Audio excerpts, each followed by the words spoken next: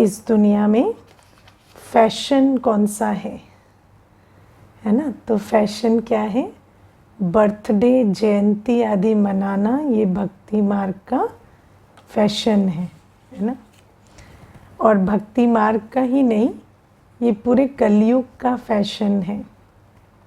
आजकल व्यक्ति संबंध नहीं निभाता लेकिन एनिवर्सरी मनाता है ना। उस आत्मा के साथ प्यार से रहता नहीं लेकिन उसका जन्मदिन मनाता है। तो आजकल की दुनिया का ये फैशन है, यादगार मनाना।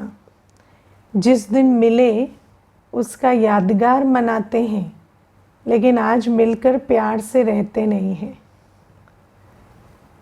या जन्मदिन होगा तो जन्म की खुशी मना रहे हैं लेकिन जिस जन्म की खुशी मना रहे हैं उसी व्यक्ति के साथ आज संबंध ठीक करके नहीं चलते है ना।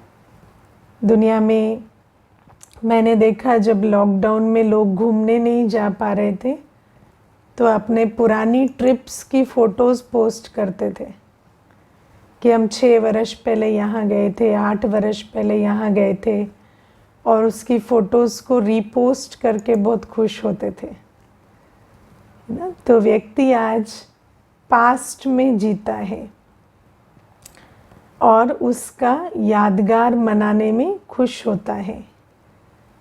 तो बाबा कहते हैं कि अच्छी बात है यादगार मनाना, लेकिन जब हम यादगार मना रहे होते हैं तो वो तो पास्ट की बात है, लेकिन इस समय पर जो अपॉर्चुनिटी है आज के सेकंड की, उसको भूल जाते हैं कि आज हमारे जीवन में इस घड़ी हम क्या कर सकते हैं। तो बाबा कहते हैं आज खास रक्षाबंधन की बात आई है कि रक्षाबंधन का यादगार पर्व तो बहुत प्यार से मनाते हैं, लेकिन संगम युग में बाबा आकर जो सच्चा रक्षाबंधन सिखा रहे हैं उसको समझकर सचमुच अपने को राज तिलकधारी बनाएं, ये समझदारी है।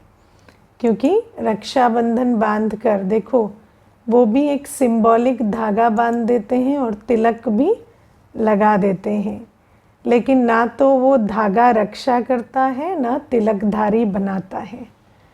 लेकिन बाबा कहते हैं उसको लगाकर, उसको बांधकर इतने खुश होते हैं, जबकि रोज़ देखते हैं कि दिन प्रतिदिन असुरक्षा बढ़ रही है ना। दिन प्रतिदिन राज तिलक तो छोड़ो और ही नीचे गिरते जा रहे हैं, लेकिन फिर भी बांध कर तिलक लगा के खुश हो जाते हैं। तो बाबा कहते हैं सचमुच जो मैं तुम्हें सच्चा रक्षाबंधन सिखा रहा हूँ, जिसके लिए कोई तुम्हें धागा भी नहीं बांधना है, सिर्फ बुद्धि में प्रतिज्ञा करनी है पवित्रता की, और जिससे तुम सच्चे सच्चे राज तिलकधारी बन जाओगे सतयुगी दुनिया में। उस रक्षाबंधन को अभी मनाओ। अभी ये पुराने पर्व मनाने का समय नहीं है। आप देखो भारत में तो 365 दिन ही पर्व होते हैं है ना, कुछ ना कुछ चलता ही रहता है। तो ऐसा ही है कि या तो आप रोज़ सच्चा पर्व मना सकते हैं या झूठा पर्व मना सकते हैं।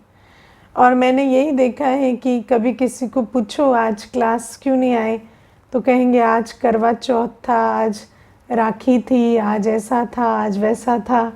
तो कुछ ना कुछ पर्व का नाम लेते हैं। एक तो माता की बात बहुत अच्छी लगी मुझे, उसको मैंने शिव जयंती के दिन पूछा कि आप आज क्लास में क्यों नहीं आए, शिव बाबा की मुरली क्यों नहीं सुनी। तो कहती मैं शिव बाबा के मंदिर गई थी जल चढ़ाने, है ना। तो वो शिव बाबा जो आया हुआ है उसकी जयंती ना मनाकर जल चढ़ाने चले जाते हैं। या बाबा देखो कई बार है ना ब्रह्मा भोजन होता है तो आत्माएं कहते आज हमारा व्रत है। एक माता कहती थी कि दीपावली के दिन जब सेंटर पर ब्रह्मा भोजन होता था तो कहती थी कि मेरा आज लक्ष्मी जी का व्रत है। तो तो मैं उसको कहती थी जिस जिस भोजन के लिए, जिस दुख भंजन भोजन के लिए, जिस देवता बनाने वाले भोजन के लिए देवताएं भी तरसते हैं, उस भोजन को आप स्वीकार नहीं करते हो। आप कहो कि हम लक्ष्मी जी का व्रत कर रहे हैं, तो जब ब्रह्मा भोजन नहीं खाएंगे तो लक्ष्मी बनेंगे कैसे, है ना। तो बाबा हमें कहते हैं कि ये जो सारी हमारे जीवन में ये क्या चलता है, भारत में तो खास हम यादगार मनाने में इतने बिजी हैं कि हम सच्चा बाबा जो आया हुआ है उससे मिलन मनाना, उनकी श्रीमत पर चलने को भी कभी कभी सेकंड रख देते हैं, दूसरे नंबर पे और यादगार मनाने में बिजी रहते हैं। तो बाबा हमें आज ये खास याद दिलाते हैं कि ये जो सारे पर्व हैं ये यादगार हैं, और ये जो यादगार है ये संगम युग की यादगार है। जो एक एक कर्तव्य जो 365 दिन हम मना रहे हैं ना आज, वो सारे दिन इस संगम युग में रोज मनते हैं। रोज दीपावली, रोज रक्षाबंधन, रोज शिव जयंती, है ना। तब जाकर जब द्वापर युग से हम गिरने लगते हैं तो एक एक दिन फिक्स करते हैं इनके यादगार का, है ना। अभी मैं आपको एक श्रृंखला बताऊंगी, उसको ध्यान देना। आप देखो, वर्ष में सबसे पहले हम क्या मनाते हैं, शिव जयंती। सबसे पहले शिव जयंती आती है, पहला पर्व शिव जयंती।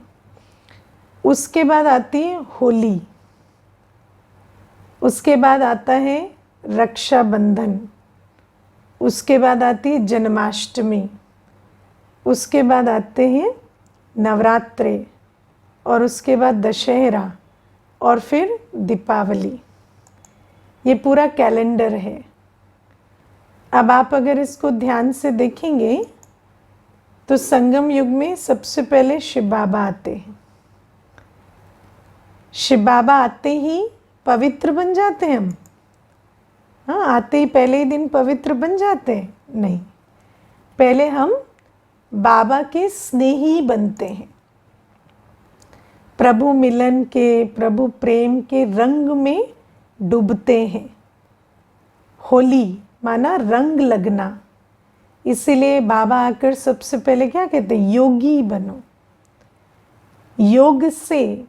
योग से मेरा संग करो, और संग से रंग लगाओ पहले। उसके बाद जैसे जैसे आत्मा में ताकत भरती है, क्योंकि जब तक बाबा का रंग ना लगे तो ताकत नहीं भर सकती। आज भी बाबा ने कहा सबसे पहला बंधन है याद का बंधन। याद का बंधन नहीं तो फिर पवित्रता का कंगन भी बांध नहीं सकेंगे। तो इसीलिए होली माना संग का रंग लगाना, बाबा की याद का रंग लगाना। फिर जैसे जैसे वो रंग चढ़ जाता है तो हम पवित्रता की प्रतिज्ञा करने के लायक बनते हैं, है ना। कल कोई पूछ रहे थे कि, है ना, जैसे हमारी प्रमोशन कैसे होगी हम बाबा के बच्चे बन तो गए, लेकिन हमारी प्रमोशन कैसे होगी। तो हम यही बता रहे थे कि जितना जितना याद का चार्ट बढ़ता है, जितना जितना हमारे अंदर पवित्रता की धारणा होती है, हम शक्ति स्वरूप बनते हैं, तो वो उन्नति है, प्रगति है, प्रमोशन है। तो बाबा कहते पहले तो याद का चार्ट, याद से रंग लगता है। फिर ताकत बढ़ती है तो रक्षाबंधन, पवित्रता की प्रतिज्ञा करते हैं हम बाबा से धीरे धीरे। और जब पवित्रता की प्रतिज्ञा हम करते हैं तब से हमारे अंदर भारी परिवर्तन आरंभ हो जाता है, क्योंकि पवित्रता के आधार से आत्मा के जो विकर्म है वो विनाश होते जाते हैं। पुराने नए विकर्म बनते नहीं, पुराने विकर्म जो हैं वो कर्म में नहीं आते तो बढ़ते नहीं, इस प्रकार की सारी श्रृंखला शुरू होती है। और फिर जैसे दुनिया में पवित्रता का धागा माना रक्षाबंधन कब उतारते हैं? जन्माष्टमी पर। आप देखना दुनिया में अगर जैसे ब्राह्मण आपको राखी बांध दिए या बहन बांधती है तो फिर किसी को पूछेंगे अब इसको कब उतारना है, कब तक पहन कर रखना है, तो कहेंगे जन्माष्टमी के दिन उतार देना, है ना। क्योंकि पवित्रता को कब तक हम बच्चों को धारण करना होता है? जब तक सतयुग ना आ जाए, जब तक श्री कृष्ण की सृष्टि ना आ जाए। जब श्री कृष्ण का जन्म हो जाएगा तब तक पुरुषार्थ करें पवित्रता का, तो धीरे धीरे वो संस्कार पक्का हो जाएगा। और उसके बाद क्या होगा? देवियों की प्रत्यक्षता। धीरे धीरे जैसे जैसे समय विकराल होगा और हम अपने स्वरूप में स्थित हो जाएंगे, समय अपना टेम्परेचर बढ़ाएगा और हमारे भी संपन्न और संपूर्ण स्वरूप की प्रत्यक्षता होती जाएगी, तो उसको कहेंगे नवरात्रे, है ना। सब देवियों की प्रत्यक्षता हो गई। और फिर दशहरा, जब रावण का खात्मा हो जाएगा, रावण राज्य खत्म, और उसके बाद 111 दीपावली, जब श्री लक्ष्मी नारायण गद्दी पर बैठेंगे, जब कॉरोनेशन होगा, सतयुग की शुरुआत होगी। तो प्यारे बाबा हमें कहते हैं कि इस दुनिया में जितने भी, है ना, कम से कम भारतवर्ष में तो यही कहेंगे कि क्योंकि बाबा भारत में आते हैं तो इस भारत भूमि पर ईश्वरीय कर्तव्य और संगम युग के यादगार पूरे वर्ष मनाए जाते हैं। लेकिन बाबा कहते हैं अब तुम यादगार मनाओ नहीं, अभी तुम बनो। अब तुम सच्ची राखी बांधो, सच्ची शिव जयंती मनाओ, सच्चा मंगल मिलन मनाओ, याद का कंगन बांधो, है ना। बाबा कहते हैं अभी तुम सच्ची जन्माष्टमी मनाएंगे, सच्चे नवरात्रे, सच्चा दशहरा, जिसके बाद रावण राज्य खत्म हो जाएगा, और सच्ची दीपावली, जिसके बाद नई दुनिया आ जाएगी। ऐसा राज्य हम, ऐसी सच्ची संगम युगी उत्सव या त्योहार हमें मनाना है। तो प्यारे बाबा आज हमें यही बात कहते हैं कि अब मनाना है और बनना है। बाबा ने आज कहा ना, रियलिटी से फ़ायदा होता है, अनरियलिटी से नुकसान होता है। तो दुनिया में तो मनाते जा रहे हैं और गंवाते जा रहे हैं। सिर्फ क्या करते हैं? पैसा खर्च करते हैं, शोर शराबा करते हैं, है ना, और ही मुश्किलें क्रिएट करते हैं। आजकल तो हर पर्व के लिए यही बातें आती। होली में कहेंगे रंग से नुकसान हो रहा है, लेकिन कहेंगे क्या हम संस्कृति खोद छोड़ दें? हमें रंग तो लगाना पड़ेगा ना, क्योंकि रंग लगाकर ही होली मनाई जाती है। चाहे हम कहें स्किन डैमेज हो रही है, जो भी हो रहा है, तो कहेंगे नहीं, मनाना तो पड़ेगा क्योंकि ये हमारी संस्कृति है। तो कई बार हम अनरियलिटी से जब जुड़ जाते हैं तो हम नुकसान को देखते समझते हुए भी सोचते हैं ये नुकसान ना हो तो शायद हम धर्म छूट जाएगा। लेकिन बाबा कहते हैं वास्तव में तो नुकसान की कोई बात ही नहीं है। होली तो आत्मा परमात्मा का रंग लगाए, और वो भी बुद्धि बल से। ये है सच्ची होली, है ना। लेकिन बाबा कहते हैं इस होली की जानकारी ना होने के कारण फिर वो जो झूठी होली मनाते हैं उसमें नुकसान होता है। सच्ची दीपावली में तो सतयुग आ जाता है, सबकी जागती ज्योत हो जाती है। लेकिन झूठी दीपावली में पोल्यूशन कितना बढ़ता है। तो बाबा कहते हैं रियलिटी में कितना सुख है। रियलिटी माना पाना, बनना। सच्ची राखी में तो सुख है ना। लेकिन बाबा कहते हैं जो झूठी राखी है उसमें क्या है, आजकल तो भाइयों को भी टेंशन हो जाती है, अब कितना देना है, क्या करना है। उसमें भी अगर बहुत सारी बहनें हैं तो ये भी चलता है, इसको कम दिया तो ये दुखी हो जाएंगे, उसको ज़्यादा दिया तो ऐसा हो जाएगा। तो ये सारी बातें भी चलती हैं। आजकल तो कोई भी चीज़ आसान नहीं रही। आजकल तो ये भी मैं देखती हूँ, एक बहुत बड़ी समस्या राखी पर कहते हैं, कहेंगे बहन भाई के घर जाए या भाई बहन के घर जाए, है ना, तो कहेंगे हमारे मायके में तो ना भाई आते थे बहन के यहाँ, फिर कहेंगे नहीं हमारे यहाँ तो ऐसा होता है बहन जाती है ना। तो फिर उसमें भी एक समझौता नहीं हो पाता कि कौन जाए और कौन आए और कौन राखी बंधाए। तो इन सब बातों के पीछे भी बहुत पड़ते हैं, और आजकल हर उत्सव में कुछ ना कुछ कॉम्प्लिकेशंस तो आती हैं। लेकिन बाबा कहते हैं सच्ची राखी मनाना माना पवित्रता का कंगन बांधना, और उससे भी पहले बाबा कहते हैं याद का कंगन बांधना, क्योंकि जब याद का कंगन बांधेंगे, क्योंकि जब तक बाबा की याद का रंग नहीं लगा है तो पवित्र बनना मुश्किल है। तो ये आज बाबा हमें समझाते हैं। और प्यारे बाबा हमें कहते हैं कि गीत में तो कह दिया कि तू प्यार का सागर है, तेरी एक बूंद के प्यासे हम। लेकिन बाबा कहते हैं कि प्यार के सागर की बूंद नहीं होती, प्यार की बूंद नहीं होती, ज्ञान की बूंद होती है। अब बाबा इन बातों को बहुत रोचक तरीके से हम बच्चों को समझाते हैं, लेकिन छोटी सी बात यह है कि बाबा कहते हैं भक्ति में तुम्हें मेरा जो सबसे मुख्य स्वरूप है, ज्ञान सागर का स्वरूप, उसको याद करने की प्रेरणा नहीं दी जाती है ना। तुम हमेशा मेरे प्यार के सागर स्वरूप को, शांति के सागर स्वरूप को याद करते हो, लेकिन तुम्हारा जो वास्तविक कल्याण होना है वो ज्ञान सागर रूप से होना है।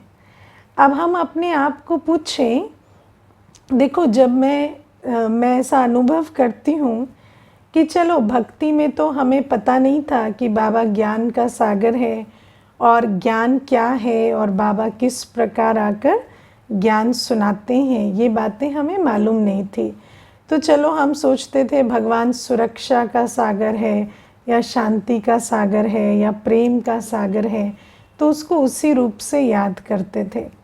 लेकिन जब हम ज्ञान में आ जाते हैं और हमें बाबा के इस स्वरूप का परिचय भी मिल जाता है कि बाबा मुख्यतः क्या करते हैं, पहले तो बाबा ज्ञान सागर है। बाबा कहते ज्ञान सागर पतित पावन हूँ।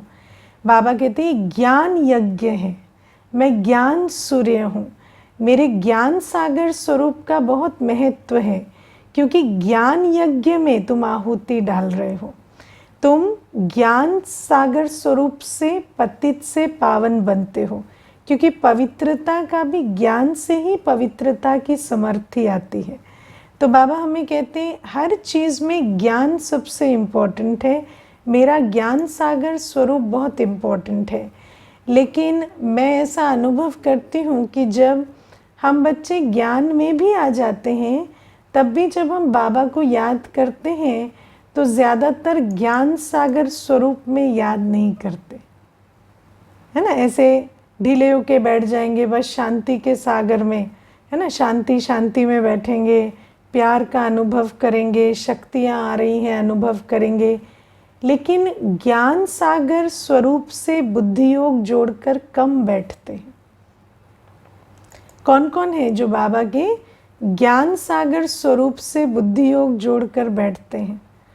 आपको समझ आ रही है बात, है ना, क्योंकि बाबा के तो बहुत स्वरूप हैं। बाबा के कितने स्वरूप हैं? कम से कम 7 तो है ही ना। हाँ, ज्ञान सागर, पतित पावन, है ना, पवित्रता का सागर, शांति प्रेम सुख आनंद शक्ति का सागर। फिर बाबा कहते हैं मैं हेवनली गॉड फादर हूँ, तो बाबा के वर्षे को उस रूप से याद करें। मैं परमधाम निवासी हूँ, तो बाबा को घर में याद करें, है ना। मैं मुक्ति जीवन मुक्ति दाता हूँ, तो बाबा को उस रूप से याद करें कि बाबा मुक्ति जीवन मुक्ति में ले जा रहे हैं। फिर बाबा कहते हैं मेरे साथ इतने तुम्हारे संबंध हैं, तो हर संबंध के अनुभव से मुझे याद करें। तो बाबा हमें अपना बहुत सारा विस्तार, बहुत सारा सत्य सुनाते हैं। लेकिन बाबा कहते हैं कि जैसे भक्ति मार्ग में मेरे 1-2 रूप का ही गायन होता है। अब वो अलग बात है कि भक्ति मार्ग में प्यार का सागर भी मालूम नहीं कि बाबा का सच्चा रूहानी प्यार क्या है, वो अलग चीज़ है ना। लेकिन बाबा कहते हैं कि मैं जो ज्ञान सागर हूँ, मुझे तुम उस रूप से जानो। मैं आकर क्या ज्ञान सुनाता हूँ, क्या सत्य बताता हूँ, उस ज्ञान सागर स्वरूप में जब तुम मुझे याद करेंगे तो तुम पतित से पावन बनेंगे। आज बाबा बहुत सुंदर ये बात कहते हैं, ज्ञान सागर को याद करो तो तुम्हारे विकर्म विनाश होंगे, पावन बन जाएंगे। क्योंकि ज्ञान है ही पवित्रता का ज्ञान। हमारे सारे विकर्म क्यों हुए? अज्ञान के कारण। जैसे जैसे हमें ज्ञान समझ में आता जाता है कि सत्य क्या है, तो हम नए विकर्म बनाने से भी छूट जाते हैं और उन संस्कारों पर भी विजय पा लेते हैं। तो बाबा कहते हैं, मेरे ज्ञान सागर स्वरूप को याद करने से तुम पतित से पावन बन जाएंगे। और इसीलिए आज खास मुरली में बाबा ये गीत चला कर कि मैं प्यार का सागर, सुख का सागर हूँ, ज़रूर हूँ, लेकिन पहले तुम ये समझो वो कौन सी बूंद है, वो कौन सा मेरा स्वरूप है जो तुम्हें राज तिलक धारी बनाता है। वो मेरे प्यार का सागर स्वरूप नहीं है, ज्ञान सागर का स्वरूप है। और जब तुम मुझे ज्ञान का सागर समझकर, मुझे ज्ञान के साथ याद कर कर, है ना, क्योंकि देखो जब आप बाबा को प्यार सागर स्वरूप में याद करते तो प्यार प्लस बाबा, है ना ऐसे ज्ञान सागर स्वरूप में माना बाबा ज्ञान दाता को याद करते हैं। और तब बाबा कहते तुम्हारे अंदर पवित्रता की स्मृति और पवित्रता की समर्थी आती है। क्योंकि अगर आप सारे ज्ञान को ध्यान से देखें तो ज्ञान है ही पवित्रता का ज्ञान। क्योंकि दुनिया में हमें कोई हिस्ट्री, कोई ज्योग्राफी ऐसी नहीं समझाई जाती जहाँ हम पवित्र थे। हम जो दुनिया में हिस्ट्री ज्योग्राफी सुनते हैं, उस हिस्ट्री ज्योग्राफी के हिसाब से हम हमेशा पतित थे, है ना। हिस्ट्री में ऐसा कभी हुआ कि हम पावन थे, बताया गया कि ऐसी दुनिया में हम निर्विकारी थे। तो हमारी पूरी हिस्ट्री हमें ये बताती है हम हमेशा पतित थे। ज्योग्राफी हमें ये बताती है तुम कहीं भी हो तो पतित ही हो। सारी दुनिया में, सारी विश्व में कहते मनुष्य तो क्या, पक्षी, पशु, पंछी भी सब कैसे हैं? पतित हैं, सब विकारी हैं। तो बाबा कहते तुम्हें पवित्रता की स्मृति दिलाने वाला ज्ञान कभी मिला नहीं। तुम जो भी हिस्ट्री ज्योग्राफी पढ़ते हो उसमें हमेशा तुम्हें यही स्मृति आती है हम पतित ही थे। और फिर सबसे पतित कौन होता है? बंदर, है ना। बंदर तो बहुत कामी क्रोधी होता है। और फिर हमें हिस्ट्री में ये बता दिया तुम तो बंदर थे। तो हमें वो जो हिस्ट्री है, वो जो ज्ञान है, वो क्या सिखाता है कि तुम्हारे अंदर तो पतितपना बहुत नेचुरल और नॉर्मल है ना। या तुम कैसे हो? तुम तो सर्वाइवल के लिए लड़ने मरने वाले हो। तो कंपटीशन, लड़ना झगड़ना, ये हमारी नेचुरल नेचर है, ये हमारी हिस्ट्री हमें बताती है। लेकिन प्यारे बाबा जब हमें आकर ज्ञान देते हैं, आत्मा के आदि स्वरूप, अनादि स्वरूप का ज्ञान और सृष्टि की सच्ची हिस्ट्री ज्योग्राफी का ज्ञान, तो बाबा हमें बताते हैं हिस्ट्री में भी तुम अपने आदि अनादि दोनों स्वरूप में, अपने निराकारी ज्योति बिंदु स्वरूप में परमधाम में, और सतयुग त्रेता युग, दो युग तुम पवित्र थे। कोई विकार नहीं था, न सिर्फ काम नहीं, संपूर्ण पवित्रता, पांचों विकार तुम्हारे अंदर नहीं थे।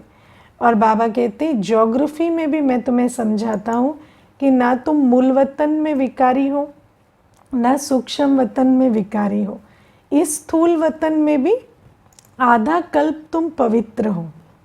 तो फिर तुम्हें ऐसा क्यों लगता है कि पवित्रता तुम्हारा जो संस्कार है वो बहुत मुश्किल है? तो बाबा कहते जब तुम मेरे ज्ञान सागर स्वरूप को याद करते हो तो तुम्हें पवित्रता की स्मृति और पवित्रता की समर्थी जागृत होती है। और इसीलिए बाबा कहते हैं तुम मुझे याद करो मेरे ज्ञान सागर स्वरूप में और पावन बनो, तो तुम क्या बन जाएंगे? राज तिलक धारी बन जाएंगे। ये है सच्चा रक्षा बंधन। और मैं आपको एक इसमें और बढ़िया बात बताऊंगी। प्यारे बाबा हमें कहते हैं, बाबा ने एक मुरली में अव्यक्त वाणी में बहुत अच्छी बात कही थी। मैं आज उस वाणी की डेट ढूंढने की कोशिश कर रही थी पर वो मुझे मिली नहीं, तो मैंने पहले पढ़ी थी कभी।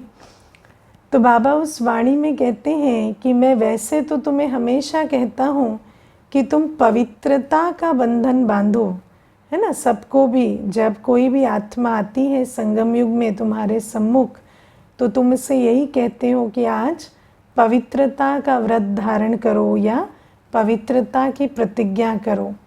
लेकिन बाबा कहते हैं कि तुम बच्चों को पवित्रता के साथ साथ एक और सहज कंगन मैं बंधवाता हूँ।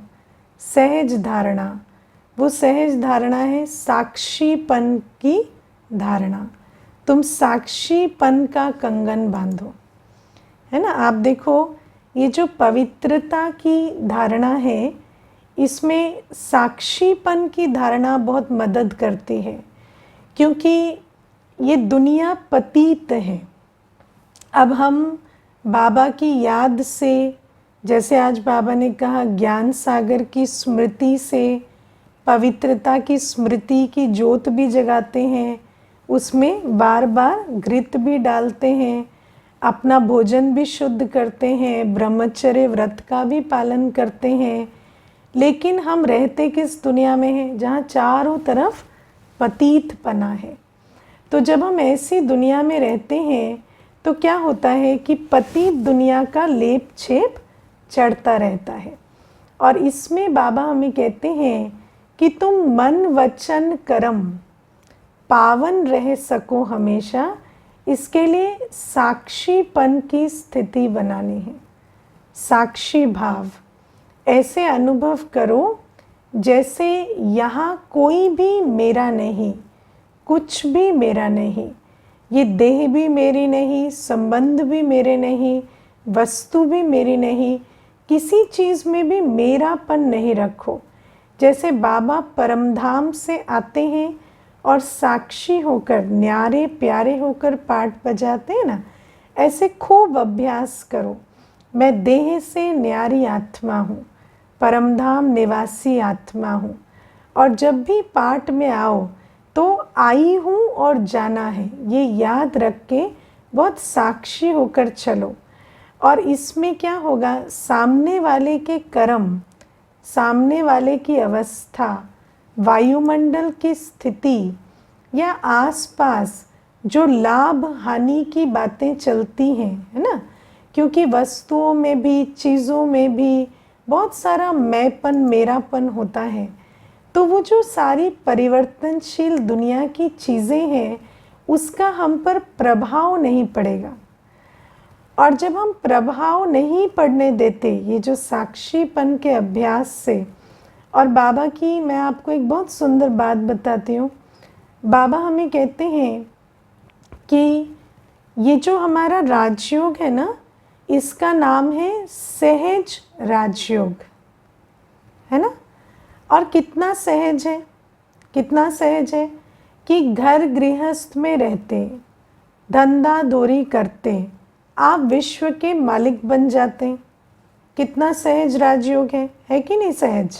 हाँ, लेकिन दुनिया में जिसको हम हठ योग कहते हैं, जो बहुत मुश्किल है, हठ नाम ही मुश्किल का है, जो हठ योग होता है, जिसमें मनुष्य इतना हठ करके घर बार छोड़ के जाता है, टांग पे टांग चढ़ा के समाधि रखता है, भूखा प्यासा रहता है, शरीर को प्रताड़ना देता है, वो भी कितनों ने कर दिखाया। आप सोचो, आज दुनिया में कितनी आत्माएं हैं जिन्होंने हठ योग किया।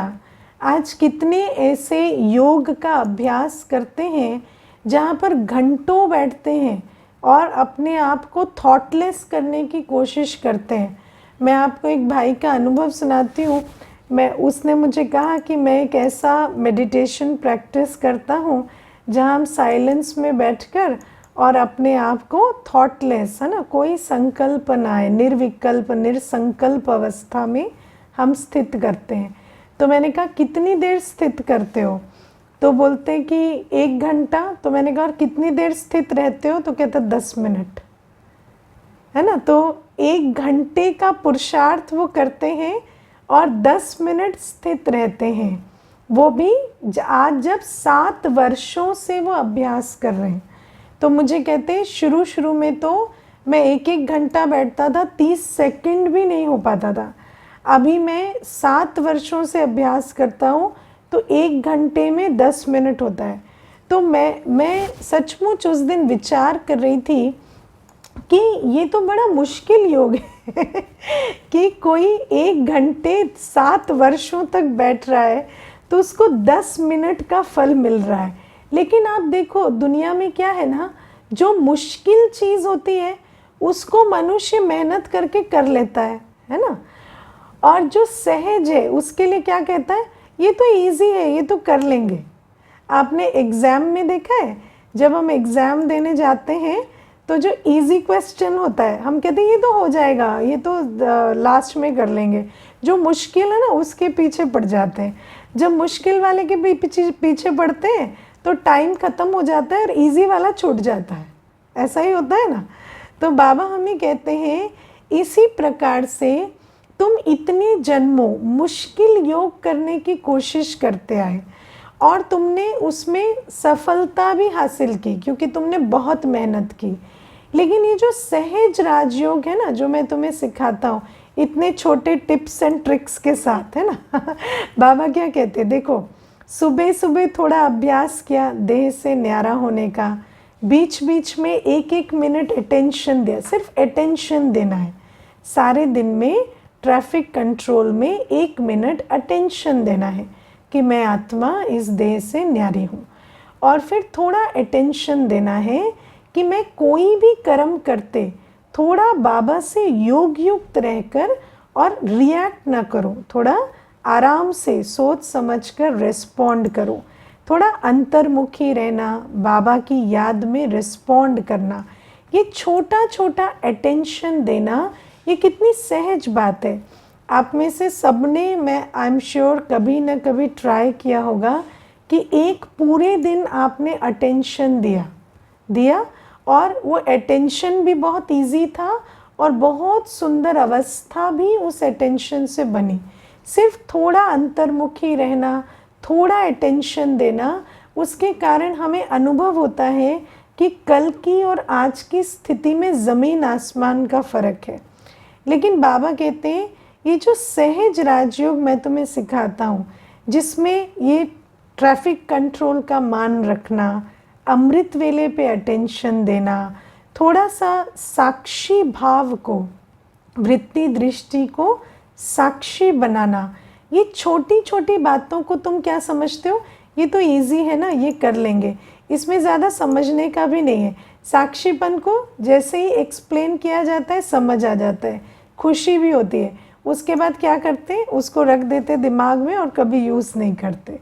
तो बाबा कहते हैं ये जो साक्षीपन का कंगन बांधो, थोड़ा सा हर बात में, कर्मों में आते, व्यवहार में आते, कार्य करते, जीवन की परिस्थितियों को देखते, थोड़ा सा साक्षी रहो। मैं आई हूँ और मुझे जाना है, मुझे इस संगम युग में अपनी कमाई करके वापस जाना है। इस भाव को अपने अंदर रखो तो क्या होगा, सारे दिन कर्म करते तुम पवित्रता की धारणा में रह सकेंगे, दुनिया की बातों का लेप छेप नहीं लगेगा और इससे क्या होगा, तुम साक्षात्कार मूर्त बनेंगे।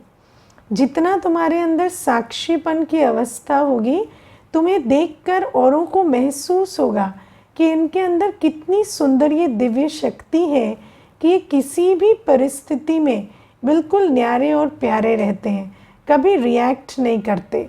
इससे अपनी भी पवित्रता की अवस्था कायम रहती है और अन्यों की सेवा भी बहुत होती है।